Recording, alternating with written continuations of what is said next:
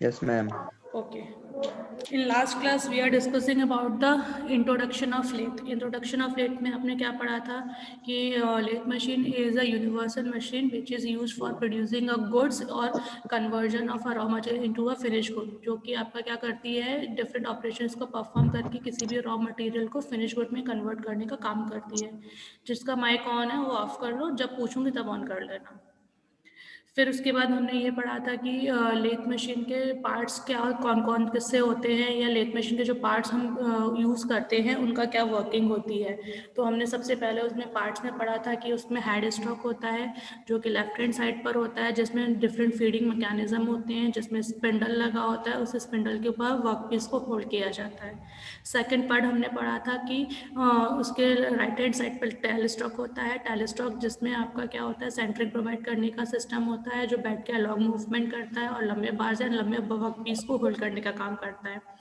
In between आपको पूरी एक डिवाइस लगी होती है जिसको एप्रॉन कहते हैं, जिसके नंबर ऑफ पार्ट्स थे, जिसमें आपने कैरेज पढ़ा था, आपका सैडल था, क्रॉस लाइट था, कंपाउंड रेस्ट था, टूल पोस्ट था, जो डिफरेंट मैकेनिज्म यूज़ करते हैं. जैसे कि कैरेज आपका या सैडल आपका बैठ के अलॉन्ग मूवमेंट करता है, क्रॉस लाइट आपका अपोजिट बाई डायरेक्शन में मूवमेंट करता है, कंपाउंड रेस्ट एंगुलर मूवमेंट करता है, tool post holding the tool करता है. जब आपका वर्क पीस और टूल एक दूसरे के कांटेक्ट में आते हैं तो नंबर ऑफ ऑपरेशंस परफॉर्म होते हैं.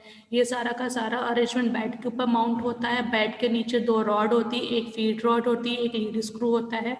फीड रॉड होती है कि अगर किसी पर्टिकुलर लेंथ तक ही काम करना है, डिस्टेंस आपकी फिक्स है, तो आपका जो सैडल होगा वो ऑटोमेटिकली उतनी ही डिस्टेंस तक मूव करेगा, उस वहाँ जाके रुक जाता है. फिर आप उसको बैक करते हो, फिर वो अपना मूवमेंट स्टार्ट कर देता है.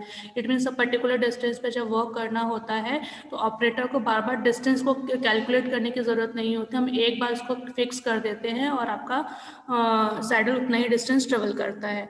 लीड स्क्रू का यूज़ करते हैं फॉर प्रोड्यूसिंग थ्रेड्स. थ्रेड्स को प्रोड्यूस करने के लिए हम किसका यूज़ करते हैं, लीड स्क्रू का यूज़ करते हैं. Ladies.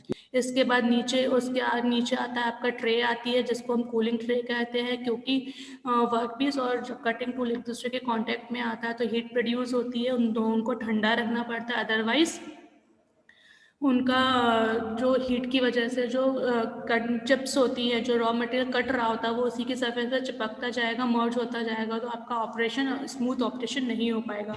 तो बीच में आपको कूलिंग प्रोवाइड करना ज़रूरी होता है, इसलिए उसमें नीचे क्या लगा होता है, कूलिंग ट्रे लगी होती है. कूलिंग ट्रे के बाद लेग्स लगे होते हैं, क्योंकि एक हाइट आपको देनी होती है वर्कर की हाइट की, एक स्टैंडर्ड हाइट पर आप मशीन को माउंट करते हैं सो दैट आपका कि ऑपरेशन परफॉर्म हो पाए. फिर उसके नीचे क्या होता है, फाउंडेशन होता है, और फाउंडेशन के ऊपर इसको मर्ज किया जाता है. ठीक है, इतनी Yes, चीज़ें कल ma'am. हमने पढ़ी थी पार्ट्स में. उसके बाद मैंने आपको इसका वर्किंग प्रिंसिपल भी बताया था कि वर्किंग प्रिंसिपल क्या होता है, कि लेथ मशीन का वर्किंग मैम प्रिंसिपल है कोई कि वेटिंग में है, जी, कोई वेटिंग में है मैम. लेथ का वर्किंग प्रिंसिपल होता है, कोई भी नहीं, मेरे में कोई शो नहीं हो रहा है. लेथ का वर्किंग प्रिंसिपल क्या होता है, जिसमें कि वर्क पीस हाई स्पीड से रोटेट होता है और कटिंग टूल को एक्स वाई जेड डायरेक्शन में फीड किया जाता है. वो वर्किंग प्रिंसिपल होता है किसका, लेथ मशीन का, जिसमें आपका वर्क पीस हाई स्पीड से रोटेट होगा, कटिंग टूल आपका रोटेटरी, ट्रांसलेटरी या आपका किसी भी डायरेक्शन में मूवमेंट कर सकता है. वो वर्किंग प्रिंसिपल आपका लेथ का, उसका हमने कंस्ट्रक्शन डायग्राम या वर्किंग डायग्राम भी देखा था. ये चीज़ सबको समझ में आ गई थी कल तक, कल हमने इतनी चीज़ें पढ़ी थी. Yes, ma'am. आज हम पढ़ रहे हैं types of lathe. Types of lathe अगर आप इसको डिटेल में नहीं पढ़ोगे, क्योंकि अभी फर्स्ट ईयर में हो, फर्स्ट सेमेस्टर में हो, इतना ज़्यादा डिटेल में नहीं पूछा जाता, लेकिन नाम तो पूछ लिए जाते हैं कि कितने टाइप्स की लेथ होती है, या write down the types of lathe and write down the working principle of lathe. तो आपको टाइप्स पता होना ज़रूरी होता है. तो सबसे पहले जो लेथ बनाई गई थी वो थी इंजन लेथ और सेंट्रल लेथ. क्या बोलते हैं उसको, इंजन लेथ और सेंट्रल लेथ. जो सबसे पहला मशीन बनाया गया था वो थी इंजन लेथ और सेंट्रल लेथ. ये सबसे ज़्यादा हर जगह या ज़्यादातर वर्कशॉप में यूज़ की जाती है. इसमें ज़्यादा स्पीड के ऑपरेशंस नहीं होते, क्योंकि पहले मैंने आपको बताया था कि वो बेल्ट और पुली वाला अरेंजमेंट होता था, तो सो दैट उसकी वजह से आपको ज़्यादा स्पीड में वेरिएशन नहीं मिल पाता था. अब क्योंकि गियर मैकेनिज्म यूज़ होने लगा है तो आपको स्पीड में ज़्यादा वेरिएशन हो जाता है. तो सबसे पहले जो मशीन बनाई गई थी, या सबसे पहले जो मशीन थी वो थी इंजन लेथ, जो हर वर्कशॉप में मिलती है, जिसमें स्पीड की आपको ज़्यादा चीज़, स्पीड की आपके पास प्रोबेबिलिटी या स्पीड के ऑप्शंस आपके पास कम होते हैं. सेकंड आती है आपकी बेंच लेथ। ये साइज में छोटी होती, बेंच शेप में होती, कहीं पे भी फिट हो जाती है। और ये बेंच साइज का होने का मतलब है कि इस पे जो काम होगा या जिस वर्क पीस के ऊपर इसको काम करना होगा छोटे काम वर्क पीस होंगे, क्योंकि अगर मशीन का साइज ही छोटा है तो ऑब्वियस सी बात है छोटे वर्क पीस के ऊपर जहाँ पे एक्यूरेसी के साथ या बहुत ज़्यादा छोटी छोटी चीज़ों को आपको एंगल भी बनाना है, बाकी चीज़ें भी बनानी है, तो एक्यूरेसी के साथ जहाँ पे वर्क करना होता है और सिंगल पीस में बनाना हो या मल्टीपल पीस में बनाना हो तो वहाँ पे किसका यूज़ करते हो, बेंच लेथ का। तो बेंच लेथ वो मशीन होती है जिसमें मशीन का साइज या लेथ का साइज कैसा रहेगा, बेंच टाइप का रहेगा, छोटा साइज रहता है जिसपे आप छोटे स्मॉल वर्क पीस के ऊपर वर्क ऑपरेशंस परफॉर्म करते हैं। और ये ज़्यादातर लाइट और स्मॉल प्रिसीजन ऑपरेशंस के लिए परफॉर्म किया जाता है। फिर आती है आपकी स्पीड लेथ। स्पीड लेथ अब नाम से समझ में आ रहा है, स्पीड लेथ जब आपने पहले इंजन लेथ को कंपेयर किया था कि वहाँ पे स्पीड में वेरिएशन आपको नहीं मिल रहा था, तो अब स्पीड लेथ में क्या होगा, नंबर ऑफ वेरिएशन आपको मिलेगा। हाई स्पीड से आपका यहाँ पर मोशन होगा, नंबर ऑफ गियर बॉक्स नहीं होता है, लेकिन यहाँ पर क्या होता है टेल स्टॉप में भी आप टूल पोस्ट को फिक्स कर देते हो और स्पीड की वजह से आपको वहाँ पे बहुत ज़्यादा ऑपरेशंस परफॉर्म करने की प्रोबेबिलिटी मिल जाती है। नंबर ऑफ ऑपरेशन आप इजीली उस पर परफॉर्म कर सकते हो due to the speed variation. High speed पर हम यहाँ पे काम कर सकते हैं। फिर आते हैं हमारे पास टूल रूम लेथ और special purpose lathe. Tool room lathe का यूज़ होता है जहाँ पर आपके टूल का मतलब होता है जैसे डाई वगैरह जो बनाई जाती है, एक जैसे डाई का मतलब क्या होता है, एक सांचा बना लिया जाता है, उसी के जैसे फिर हम बाकी चीज़ों को प्रोड्यूस करते जाते हैं।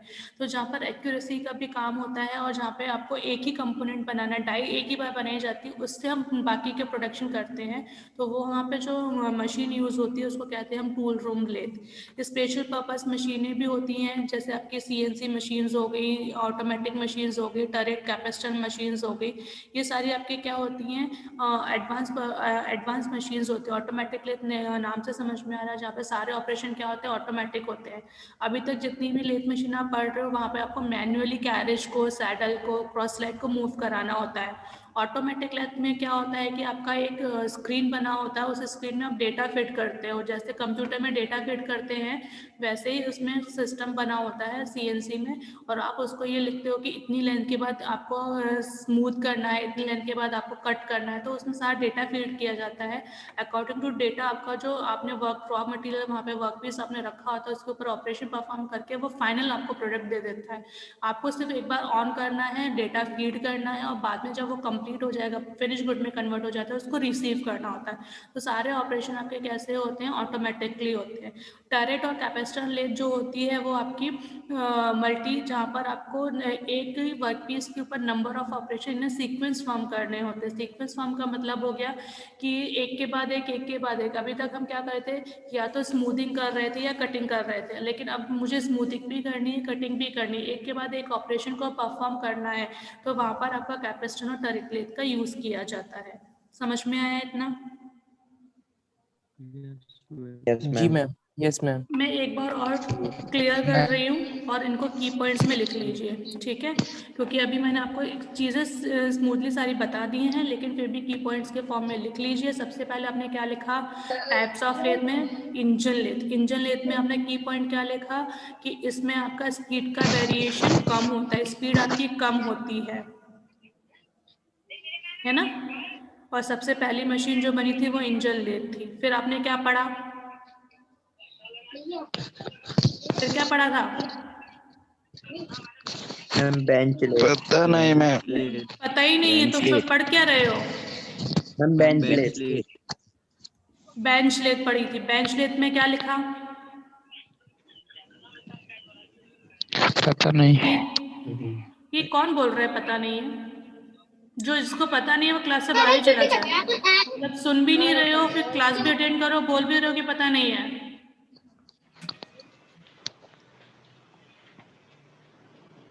बेंच लेथ में क्या लिखोगे? इसमें लेथ का साइज कैसा होगा, बेंच साइज होगा, इट मीन्स स्मॉलेस्ट साइज होगा। छोटा साइज होगा। कैसा होगा, छोटा। जिसमें साइज छोटा होगा और जिसमें अगर मशीन का साइज ही छोटा है तो जो वर्क पीस होगा वो भी कौन से होंगे, छोटे होंगे। स्मॉल साइज के होंगे। स्मॉल साइज के वर्क पीस के ऊपर कोई एक्यूरेसी वाले काम करने होंगे तो वो किस पे बनाए जाएंगे, बेंच लेथ पे। Bench lathe. फिर थर्ड क्या लिखा, स्पीड लेथ। स्पीड लेथ में क्या होगा, पहले इंजन लेथ में स्पीड कम थी, अब स्पीड क्या हो जाएगी, very high speed. High speed पे काम करना शुरू कर देंगे, तो वो कौन सी मशीन हो जाएगी, speed lathe. Speed lathe. Tool room lathe क्या हो जाएगा, जहां पर आपको सांचे बनाने हो, डाइस या टूल्स बनाने हो जो ऑपरेशन को परफॉर्म करते होंगे, जैसे ड्रिलिंग मशीन होती है, ड्रिल यूज करते हो ना होल करने के लिए। अब ड्रिल कहीं ना कहीं तो बनाया गया होगा ना, एक्यूरेसी के साथ बनाना पड़ता है उसको भी, तो वहां पे जो पर्टिकुलर टूल्स बनाने हो, किसी चीज को बनाने के लिए यूज किया जा रहा है, वो क्या हो रहा है, कटिंग टूल्स बनाने के लिए, वो क्या कहलाएगी मशीन जिसपे सिर्फ टूल्स बनेंगे, वो क्या कहलाएगा आपका टूल रूम लेथ। फिर आते हैं हम स्पेशल पर्पस लेथ पे। स्पेशल पर्पस लेथ में कौन सा पढ़ा हमने, ऑटोमेटिक लेथ। ऑटोमेटिक लेथ में क्या होता है, सारे ऑपरेशन क्या होते हैं, ऑटोमेटिक होते हैं। आपको सिर्फ क्या करना होता है, वर्क पीस को रखना होता है, डेटा को फीड करना होता है, और वर्क पीस जब रॉ मटेरियल फिनिश गुड में कन्वर्ट हो जाता है तो उसको निकालना होता है। लिख लिया? Yes ma'am. फिर टरेट और कैपेसिटर लेथ एक ही जैसा होता है, इनका यूज वहां पे किया जाता है जहां पर मशीन में टैल स्टॉक नहीं होता। कैपेसिटर और टरेट लेथ में क्या नहीं होगा, टैल स्टॉक नहीं होगा। टैल स्टॉक की जगह पर हेक्सागोनल टूल पोस्ट होता है। क्या होता है, हेक्सागोनल मतलब जिसके 6 एक्सेस होती है, 6 पॉइंट्स मिलेंगे हेक्सागोनल में। Yes ma'am. इट मीन्स वो 6 ऑपरेशन को एक साथ परफॉर्म कर सकता है। अभी तक जितनी भी मशीनें हमने पढ़ी हैं उनमें सिंगल पॉइंट कटिंग टूल होता है, एक ही टूल होल्ड कर पाते हो, जबकि टरेट और कैपेसिटर में हम कितने टूल होल्ड कर सकते हैं, 6 डिफरेंट टूल्स को होल्ड करके 6 डिफरेंट ऑपरेशंस को परफॉर्म कर सकते हैं। तो वो मशीन क्या कहलाती है आपकी, कैपेसिटर और टरेट लेथ। अब आया समझ में? जिसको समझ में नहीं आया था उसको आया कि नहीं आया? निकल गया क्या बाहर? चला गया मैम। चला गया, वेरी गुड। चलो आगे बढ़ते हैं। अब आते हैं इम्पॉर्टेंट टॉपिक पे, ऑपरेशन परफॉर्म्ड ऑन लेथ। अगर लेथ के ऑपरेशन समझ में आ जाएंगे तो यही सेम ऑपरेशन आपके ड्रिल मशीन पर होंगे, लेकिन यहाँ पर अगर 15 ऑपरेशन हम लेथ पे कर सकते हैं तो ड्रिल पे हमारे सिर्फ 5 या 6 ही ऑपरेशन होंगे जो हम ड्रिल पे करेंगे, बाकी के ऑपरेशन हम उस ड्रिल पे नहीं कर सकते क्योंकि वो स्पेशल पर्पस मशीन होती है। जबकि लेथ कैसी है आपकी, यूनिवर्सल मशीन है। यूनिवर्सल का मतलब क्या हो जाता है, जिस पे कुछ भी काम किया जा सके। ड्रिल पे सिर्फ एक ही काम कर सकते हैं, होल प्रोड्यूस करने का, है ना, जबकि लेथ पे हम होल भी प्रोड्यूस कर सकते हैं, कटिंग भी कर सकते हैं, डिफरेंट शेप्स भी प्रोवाइड कर सकते हैं, कुछ भी ऑपरेशन को परफॉर्म कर सकते हैं। तो यहाँ पे जो ऑपरेशन परफॉर्म होंगे वो नंबर ऑफ ऑपरेशंस होते हैं। इतना समझ में आया? Yes ma'am. Yes ma'am. अब अगर लेथ ऑपरेशंस की बात करते हैं तो सबसे पहला ऑपरेशन मैंने क्या लिखा है, टर्निंग ऑपरेशन। क्या लिखा है, टर्निंग ऑपरेशन। टर्निंग। अब इसको समझने के लिए सभी लोग पहले अपने पेन में हाथ में पेन लो और उसको हॉरिजॉन्टल पकड़ो। पेन कैसा होता है, सर्कुलर होता है। Yes ma'am. अगर उसका जो जिस जगह से आपने ग्रिप किया, लेफ्ट हैंड में ग्रिप किया होगा क्योंकि वो हमारा हेड स्टॉक होता है ना। Yes ma'am. अब अगर हेड स्टॉक में वो पेन घूम रहा है और कटिंग टूल उसकी पहले पॉइंट से लेकर एंड पॉइंट तक मूव करेगा आउटर सरफेस पे, तो क्या होगा, ऊपर वाली सरफेस से मेटल हटता जाएगा, घिसता जाएगा, कट होता जाएगा। Yes ma'am. है ना। अगर वर्क पीस आपका हाई स्पीड से रोटेट होता है और आपका कटिंग टूल एक पॉइंट से दूसरी पॉइंट पर आउटर सरफेस पर लेंथ वाइज मूव करता है तो ऊपर वाली सरफेस से मेटल क्या होता जाएगा, रिमूव होता जाएगा। या इसको हम ऐसे बोल सकते हैं, जैसे अगर कई बार पहले ऐसा करते थे ना कि पेंसिल छीली उसकी शार्प एज नहीं हुई तो आप क्या करते थे, उसको घिस देते थे ना। घिसने का मतलब क्या हुआ, ऊपर की सरफेस से आपने मेटल को हटा दिया लेंथ वाइज। तो टर्निंग ऑपरेशन क्या ऑपरेशन होता है, जिसमें हम मटेरियल को लेंथ वाइज वर्क पीस पे से रिमूव करते हैं। और अगर लेंथ वाइज वर्क पीस पे से मेटल को रिमूव करेंगे तो डायमीटर क्या होता जाएगा उसका, कम होता जाएगा। कम होता जाएगा। तो वो ऑपरेशन क्या कहलाएगा आपका, टर्निंग ऑपरेशन। बात समझ में आई? Yes ma'am. टर्निंग ऑपरेशन समझ में आया? अब इसको समझाने के लिए देखो डायग्राम कैसे बनाओगे, याद करने की जरूरत नहीं है। सबसे पहले जो चीजें फिक्स होंगी वो होगा आपका ये हेड स्टॉक हो गया। इस हेड स्टॉक में ये आपका चक हो गया जिसमें आप वर्कपीस को होल्ड करते हो। क्या लिखते हैं इसको हम? चक। ये बना लेना सब लोग। और इसके बीच में मैंने यहाँ पे ये लगा दिया, क्या चीज? वर्कपीस। क्या लगाया है ये? वर्कपीस, जो कि हाई स्पीड से रोटेट होता है, इसलिए मैंने सर्कुलर रोटेशन लगाया। अब कटिंग टूल को कहाँ लगाएंगे? एक पॉइंट ये हो जाएगा हमारा कटिंग टूल का। ये क्या हो गया हमारा? Cutting tool. क्या है ये चीज? Cutting tool. इसको हमने होल्ड किया है टूल पोस्ट में। किसमें होल्ड किया है? टूल पोस्ट में, है ना? अब अगर ये कटिंग टूल इस पॉइंट से लेकर इस पॉइंट तक मूव करेगा तो ये ऊपर से मेटल को हटाता जाएगा। मेटल को हटाएगा तो इसका डायमीटर क्या होता जाएगा? कम होता जाएगा। तो ये ऑपरेशन क्या होता है? Turning operation. कैसा ऑपरेशन होता है? Turning operation. बात समझ में आ गई? Yes ma'am. टर्निंग में एक और टर्निंग होती है जिसको बोलते हैं स्टेप टर्निंग। क्या बोलते हैं? स्टेप। STEP। स्टेप मतलब सीढ़ी बनाना। अब देखो, पहले ये रॉड थी पूरी, इतनी बड़ी रॉड थी। मैंने क्या किया कि सिर्फ यहाँ से लेकर यहाँ तक ऑपरेशन, टर्निंग ऑपरेशन परफॉर्म किया। तो क्या हुआ? सिर्फ यहाँ का मेटल रिमूव होता गया, यहाँ का मेटल रिमूव होगा क्या? नहीं। इट मीन्स ये डायमीटर तो पहले जितना था उतना ही रहा, लेकिन बार बार यहाँ से यहाँ तक मूव करने की वजह से कटिंग टूल को यहाँ का डायमीटर क्या हो गया? कम हो गया। तो आपको क्या दिख रही है? ये स्टेप बनी हुई दिख रही है ऊपर और नीचे से। आपको कैसे दिखेगा? ये इस तरीके का दिखेगा बना हुआ वर्कपीस। तो ये क्या बना? स्टेप बना। तो इसलिए इसको क्या बोलेंगे हम? Step turning. क्या बोलेंगे इसको? Step turning. तो दो ऑपरेशन हो गए। टर्निंग ऑपरेशन को याद कैसे रखेंगे कि अगर हम ऊपर से मेटल की सरफेस से मटेरियल को हटाते हैं, वर्कपीस की सरफेस से मटेरियल को हटाते हैं, तो ऊपर की लेयर हटने से डायमीटर क्या होता है? कम हो जाता है। और वर्कपीस हमेशा लेंथ वाइज मूव करता है, उसके लेंथ पे वर्क करता है। तो इसमें दो तरीके की टर्निंग होती है। एक तो फुल टर्निंग है जिसको हमने टर्निंग ऑपरेशन बोला, जिसमें हम पूरी लेंथ पे काम करते हैं। और एक बोला स्टेप टर्निंग, जिसमें हम क्या करते हैं? स्टेप जनरेट करते हैं, किसी पर्टिकुलर डिस्टेंस तक वर्कपीस पर मेटल को रिमूव करते हैं, बाकी के डिस्टेंस पर हम मूव नहीं करते हैं। तो एक स्टेप जनरेट होती है, इसलिए इसको क्या कहा जाता है? क्या कहते हैं इसको? Step turning operation. समझ में आ गया? स्टेप टर्निंग समझ में आ गया? हाँ? Yes ma'am. ठीक है। अब फिर से मैंने एक ये वर्क पीस लिया। अब बाकी चीजें मैं नहीं लिखूंगी, मैं सिर्फ आपको समझा रही हूँ। ये वर्क पीस है जो हाई स्पीड से रोटेट हो रहा है। एक चीज, स्टेप टर्निंग अगर हम टर्निंग ऑपरेशन कर रहे थे तो हम वर्क पीस को कटिंग टूल को कैसे मूव करा रहे थे? इस डायरेक्शन में अलोंग द बेड। तो किसके थ्रू? कैरेज और सैडल के थ्रू मूव होगा। Yes ma'am. अब हम क्या कर रहे हैं? वर्क पीस को इसके डायमीटर वाइज मूव करेंगे। वर्क पीस कहाँ से कहाँ मूव करेगा? इसके डायमीटर पे। तो किसका यूज करोगे? क्रॉस स्लाइड का। किसका यूज करेंगे? Cross slide. हाँ। तो जब वर्क पीस हाई स्पीड से रोटेट होता है और हम क्रॉस स्लाइड के थ्रू वाई डायरेक्शन में इसके स्टार्टिंग पॉइंट से एंडिंग पॉइंट पर मूव करवाते हैं, तो क्या होगा? ये आगे का मेटल घिसता जाएगा। Yes ma'am. आगे का मेटल कट होगा तो इसकी लेंथ क्या होगी? कम होती जाएगी। कम होती जाएगी। तो वो ऑपरेशन जिसमें वर्क पीस हाई स्पीड से रोटेट होता है with the help of cross slide की मदद से हम जब कटिंग ऑपरेशन परफॉर्म करते हैं उसके फेस पर, फ्रंट फेस पर, तो मेटल का जो वर्क पीस होता है उस पर से मटेरियल रिमूव होता है और उसकी लेंथ क्या हो जाती है? कम हो जाती है। वो ऑपरेशन क्या कहलाता है?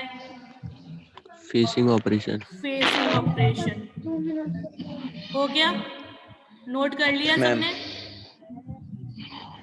इतना सबने नोट कर लिया? Yes ma'am. Yes ma'am. आगे बढ़ूं? इतने में किसी को कोई तकलीफ? No ma'am. ठीक है। अब हम बात करते हैं नर्लिंग ऑपरेशन। इजी ऑपरेशन में मैं बता रही हूँ जो आपको समझने में आसानी होगी। नर्लिंग ऑपरेशन में क्या होता है? ये होता है नर्लिंग टूल। क्या लगा हुआ है? ये नर्लिंग टूल, जिसके ऊपर कैसे थ्रेड्स बने हुए, जिगजैग डायमंड शेप बना हुआ है। ठीक है। Yes. अब अगर ये वर्क पीस है आपका होल्ड, और इस वर्क पीस को अगर मैंने हाई स्पीड से रोटेट करवाया है और इस नर्लिंग टूल को यहाँ पे फीड करूंगी, तो क्या होगा, जो इम्प्रेशन इस नर्लिंग टूल में होगा वही इम्प्रेशन कहाँ जनरेट हो जाएगा, वर्क पीस के ऊपर जनरेट हो वर्क जाएगा। पीस पे। सिर्फ हम क्या कर रहे हैं, कटिंग टूल या नर्लिंग टूल को सिर्फ फीड दे रहे हैं, फोर्स कर रहे हैं किसके ऊपर, वर्क पीस के वर्क ऊपर। पीस। तो जैसा इम्प्रेशन नर्लिंग टूल में होगा, सेम का सेम इम्प्रेशन आपका कहाँ जनरेट हो जाएगा, वर्क पीस के वर्क अंदर। पीस पर। अब ये नर्लिंग वर्क पीस ऑपरेशन के क्यों अंदर। परफॉर्म करते हैं, नर्लिंग या इस तरीके का जिगजैग डायमेंशन क्यों प्रोवाइड करते हैं, क्योंकि कई जगह जैसे हमने वो पढ़ा था ना माइक्रोमीटर या स्क्रू गेज, जिसमें रैचेट पढ़ा था हमने, रैचेट Yes, क्या ma'am, करते हैं, हम directly. वहां पे ग्रिप करते हैं। अगर स्मूथ सरफेस होगी तो आपके हाथ से वो चीज स्लिप हो जाती है, लेकिन अगर इस तरीके का जिगजैग फॉर्म होगा तो आप उसको आसानी से ग्रिप कर सकते हो और एक्यूरेसी के Yes, साथ क्या कर सकते हो, काम कर सकते हो। तो ग्रिपिंग सरफेस प्रोवाइड करने के लिए किसका यूज किया जाता है, इस नर्लिंग ऑपरेशन का यूज किया जाता है। और किसके थ्रू किया जाता है ये ऑपरेशन, नर्लिंग टूल के थ्रू किया जाता है। मैम ये भी क्रॉस स्लाइड में चलेगा, मैम मूव करेगा। नहीं, इसको हम क्या करते हैं, एक जगह फिक्स करने के बाद सैडल के वो फिक्स कर देते हैं और क्रॉस लाइट को भी फिक्स कर देते हैं। फिर हम क्या करते हैं, जो क्रॉस लाइट होता है सिर्फ उसको फोर्स करते हैं कि वो टच करता जाए सरफेस पे। मतलब हमें फीड बार बार नहीं देना होता, एक पर्टिकुलर टाइम के बाद उसको फिक्स करने के बाद वो टच सरफेस से टच करता जाएगा, रस्ट करता जाएगा, तो इम्प्रेशन अपने आप जनरेट होता जाएगा, होगा वो क्रॉस लाइट के थ्रू ही। Yes, ma'am. ठीक है, नर्लिंग ऑपरेशन समझ में आ गया। Yes, ma'am. Yes ma'am. फिर आते हैं हम ग्रूव पे। ग्रूव का मतलब होता है बीच में कहीं पे होल प्रोड्यूस कर देना या कोई सिमेट्रिकल शेप प्रोड्यूस कर देना। अब देखो, पहले आपका वर्क पीस कैसा था, यहाँ पर वर्क पीस था आपकी एक सर्कुलर बार थी, ठीक है। इस सर्कुलर बार में मुझे क्या करना है, बीच में सिर्फ होल जनरेट, मतलब यहाँ से ये चीज स्ट्रेट रहे और यहाँ से ये चीज स्ट्रेट रहे, बीच में क्या उसका डायमीटर कम हो जाए। अब बीच में डायमीटर कम करना है तो हम क्या करेंगे, कटिंग टूल को यहाँ पे लाएंगे। पहले कटिंग टूल कहाँ आ रहा था, यहाँ से स्टार्ट कर रहा था अपनी वर्किंग, अब कहाँ से करेगा, वो किसी बीच का में माइक करेगा। चालू है। किसका माइक ऑन है वो ऑफ कर ले। फिर वो यहाँ तक, इस पर्टिकुलर डिस्टेंस तक आप क्या करोगे, सैडल के थ्रू वर्क पीस को इस तरफ से इस तरफ मूव करवाओगे, लेकिन आगे के डायरेक्शन में मूव नहीं करवाना। कितनी डिस्टेंस में, इस डिस्टेंस से इस डिस्टेंस तक। तो क्या होगा, यहाँ पे कोई ऑपरेशन परफॉर्म नहीं हो रहा है, यहाँ पे कोई ऑपरेशन परफॉर्म नहीं हो रहा। कटिंग ऑपरेशन कहाँ पे परफॉर्म हो रहा है, इस बीच वाली लेंथ पे। अगर कटिंग टूल इस जगह से इस जगह तक मूव करता रहेगा बार बार, तो क्या होगा, यहाँ का मेटल रिमूव होगा। मेटल रिमूव होगा तो यहाँ का डायमीटर क्या हो जाएगा, कम हो जाएगा। कम हो जाएगा। तो आपको शेप कैसा मिलेगा, इस तरीके का शेप मिलेगा। तो ये, सॉरी गलत हो गया, इस तरीके का शेप मिलेगा। ये कौन सा ऑपरेशन हो जाएगा आपका, ग्रूविंग ऑपरेशन। ग्रूव बना देना, बीच में डायमीटर को चेंज कर देना। आया समझ में? Yes ma'am. यस मैम, बहुत अच्छे से।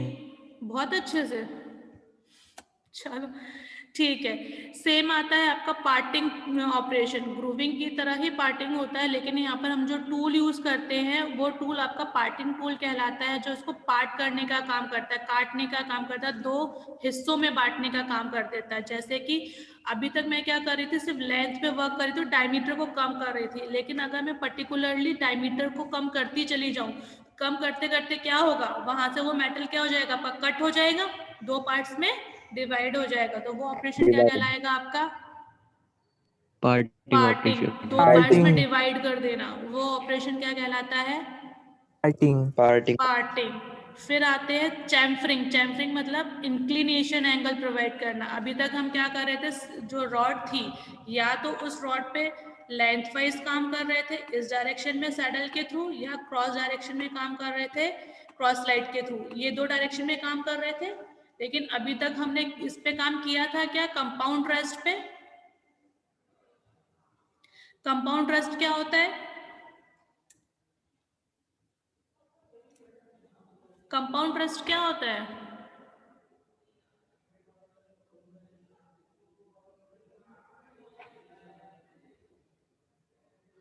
क्या होता है, मैम इंक्लिनेशन एंगल क्रिएट करने के लिए यूज होता है। Inclination angle.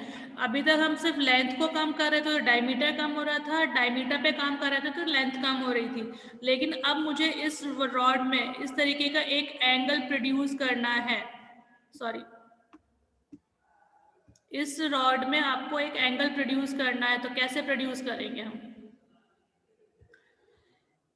आपको ऐसा शेप प्रोड्यूस करना है। अब ये एंगल प्रोड्यूस करना है, ये यहाँ पे ये थीटा एंगल बन रहा है। ये एंगल कैसे बनाएंगे हम? किसके थ्रू बनाएंगे? कंपाउंड रेस्ट के थ्रू। कैसे बनाएंगे कंपाउंड रेस्ट के थ्रू? हम इस कटिंग टूल को कंपाउंड रेस्ट पे 30 डिग्री के एंगल पे घुमा देते हैं। तो अब एंगल कितना हो गया आपका इस टूल का, कटिंग टूल का? 30 डिग्री। अब अगर मैं सरफेस पे कहीं पे भी इसको फीड करूँ, चाहे लेंथ पे करूँ चाहे फेस पे करूँ, तो वही 30 डिग्री का एंगल कहाँ बनेगा? आपके फेस पे बनेगा। वो ऑपरेशन जिसमें हम सरफेस पे या वर्क पीस के ऊपर इंक्लिनेशन एंगल प्रोड्यूस करते हैं, तो वो ऑपरेशन क्या कहलाता है? आपका चैम्फरिंग ऑपरेशन। क्या कहलाता है? Chamfering operation. इतने ऑपरेशन समझ में आ गए? यस। ये मेन ये ऑपरेशन है जो किसका माइक ऑन है बेटा? जिसका ये गाने बज रहे हैं वो बंद कर ले। ये ऑपरेशन जो है वो पर्टिकुलरली सिर्फ लेथ पे ही हो सकते हैं, ड्रिल पे नहीं हो सकते। नहीं हो सकते ना। अब इसके बाद जो ऑपरेशन अब मैं बता रही हूँ, ये लेथ पे भी हो सकते हैं और ड्रिल पे भी हो सकते हैं, जो कि ये ऑपरेशन है। ये जितने ऑपरेशन मैंने यहाँ पे लिखे हैं वो किस पे हो सकते हैं? लेथ और ड्रिल दोनों पे हो सकते हैं। इट मीन्स ये वाले जो ऑपरेशन है सिर्फ आपके किस पे परफॉर्म होंगे? ड्रिल मशीन पे ही परफॉर्म हो सकते हैं। जैसे कि ड्रिलिंग मशीन या ड्रिलिंग करना क्या होता है? What is the purpose of drill? Drill तो सभी जानते ही हैं, क्या होता है ड्रिल? मैम होल होल करना। प्रोड्यूस होल करना। प्रोड्यूस करना। तो हम क्या निकलेगा करते ठीक हैं, है। आपका वर्क पीस से लगा हुआ है, इसमें कटिंग टूल लेंगे जिसके ऊपर थ्रेड्स कट्स बने हुए रहते हैं। सबने ड्रिल मशीन देखी होगी या ड्रिलिंग टूल देखा होगा जिसपे आपके इस तरीके के शेप बना होता है, कटिंग एजेस बनी होती हैं। जब yes work ma'am. Piece high speed से रोटेट हो रहा है और इसके अंदर इस ड्रिलिंग टूल को फीड किया जाएगा, इसके आगे शार्प एज होती है, तो मेटल को कट करते करते क्या करता है, वहां से होल प्रोड्यूस कर देता है। Yes ma'am. तो वो ऑपरेशन जिसमें हम cutting tool, multiple point cutting tool के थ्रू सरफेस पे, वर्क पीस की सरफेस पर होल प्रोड्यूस करते हैं, तो वो ऑपरेशन कौन सा ऑपरेशन कहलाएगा? Drilling operation. ठीक है। ड्रिलिंग के जस्ट बाद हम कौन सा ऑपरेशन करते हैं? बोरिंग। अब बोरिंग आपने सबने सुना होगा, बोरिंग वो करते हैं, घर में बोरिंग होती है, वाटर के लिए बोरिंग करवाते हैं। Yes ma'am. Yes ma'am. क्या होता है बोरिंग करना?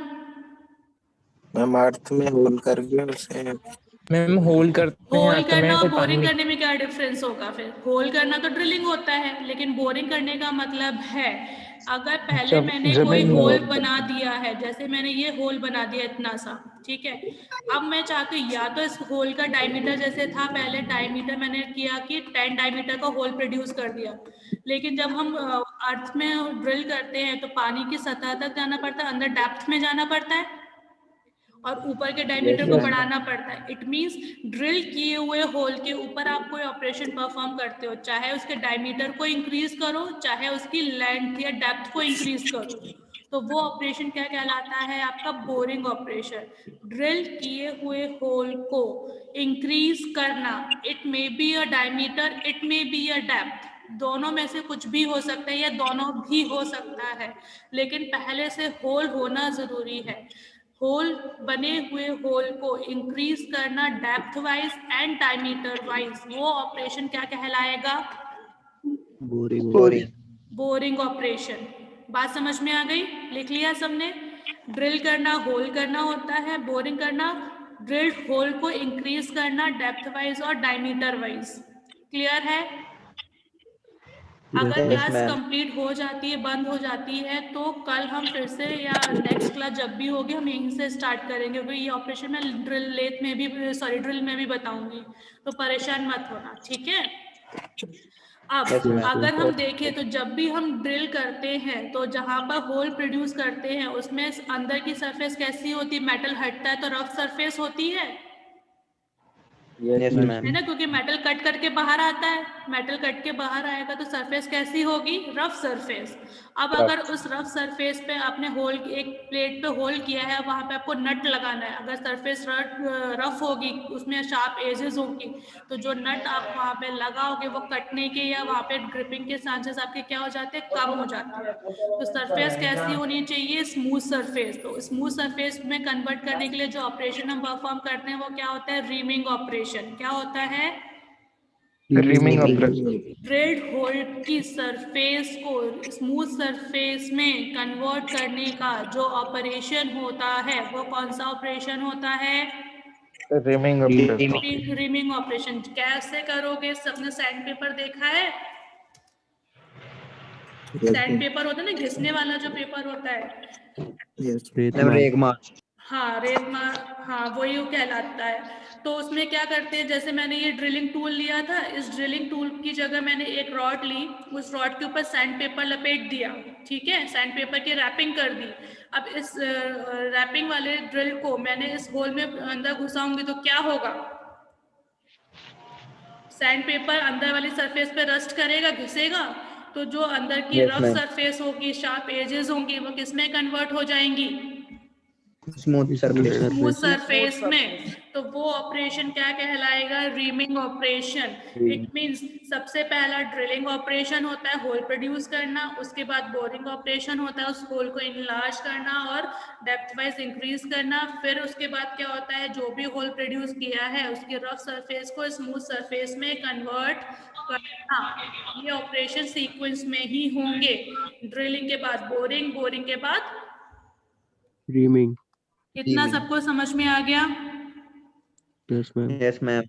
फिर थ्रेडिंग करना क्या होता है, थ्रेड जनरेट करना। थ्रेड जनरेट करने के लिए आपके पास थ्रेडिंग टूल होता है, जिसके सरफेस पे, जैसे आपने नर्लिंग ऑपरेशन परफॉर्म किया था ना, कि सरफेस पे डिजाइन बनी हुई थी, वैसे थ्रेडिंग टूल होता है जिसके सरफेस पे थ्रेड्स बने होते हैं। अगर वही सरफेस को इस वर्क पीस के ऊपर फोर्स किया जाएगा तो थ्रेड्स कहाँ प्रोड्यूस हो जाएंगे, वर्क पीस के अंदर। वर्कपीस पर। चूड़ियां बनाना जो ऑपरेशन होता है, थ्रेड्स को क्या बोलते हैं, अंदर चूड़ियां बनाना होता है। तो अगर थ्रेडिंग ऑपरेशन परफॉर्म करना होता है, चाहे वो इंटरनल थ्रेड हो चाहे वो एक्सटर्नल थ्रेड हो, उसके लिए हम थ्रेडिंग टूल का यूज करते हैं। और भी तरीके से हम थ्रेड्स बनाते हैं, लेकिन अभी आपके लिए सिर्फ इतना समझ लो कि थ्रेडिंग टूल के थ्रू बनाई जाती है, जिसमें थ्रेड्स पहले से बनी होती हैं। और जब उस थ्रेडिंग टूल को वर्क पीस के अंदर या बाहर की तरफ फोर्स किया जाता है, तो जो थ्रेड्स आपके work piece, sorry, cutting tool में होती हैं, वही थ्रेड्स कहाँ बन जाती हैं, Workpiece पे. वर्क पीस के अंदर। इतना समझ में आ गया, सबने नोट कर लिए इतने ऑपरेशंस। Yes, ma'am. कौन कौन से ऑपरेशन किए, सबसे पहला turning operation, turning operation,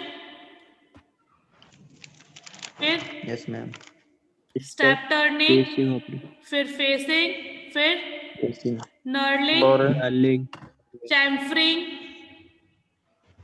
chamfering ही क्या था, कौन सा किया था, यस मैम, मैम चैम्फरिंग ही किया था। Facing, knurling, grooving, chamfering, parting. ये ऑपरेशन हो गए पर्टिकुलरली फॉर लेथ। ये लेथ के अलावा किसी और पे नहीं होंगे। फिर हमने और ऑपरेशन कौन से पढ़े, drilling, boring, reaming, threading. Threading. ये दोनों पे हो सकते हैं, लेथ पे भी हो सकते हैं और ड्रिल पे भी हो सकते हैं। एक दो ऑपरेशंस और बचे हुए हैं, लेकिन शायद टाइम आपका कंप्लीट हो रहा है। मैम ये सब Yes, को ma'am. प्रैक्टिकल करने के लिए मिलेगा मैम, क्या, प्रैक्टिकल करने के लिए मिलेगा मैम? अगर आते तो दिखा देते, अभी आ नहीं रहे इसलिए दिखा नहीं पाए हैं, वरना दिखा, मशीन तो दिखाते ही, उस पर ऑपरेशन करते हुए भी दिखाते हैं। और मैकेनिकल के हो तो आगे काम तो करना ही पड़ेगा इन पे। Practical Yes, ma'am. करने के बाद क्लियर हो जाता मैम पूरा। हाँ आ जाओ, देख लेना, जब भी कॉलेज लगेंगे तब दिखाया जाता है, लेथ मशीन दिखाई जाती है। ऑपरेशन तो नहीं करवाया जाता आप लोगों से, क्योंकि आप वहाँ पे जो सर होते हैं वो आपको करके दिखाते हैं कि कैसे ऑपरेशंस परफॉर्म होते हैं। Yes, ma'am. ठीक है, इतने में किसी को कोई डाउट है?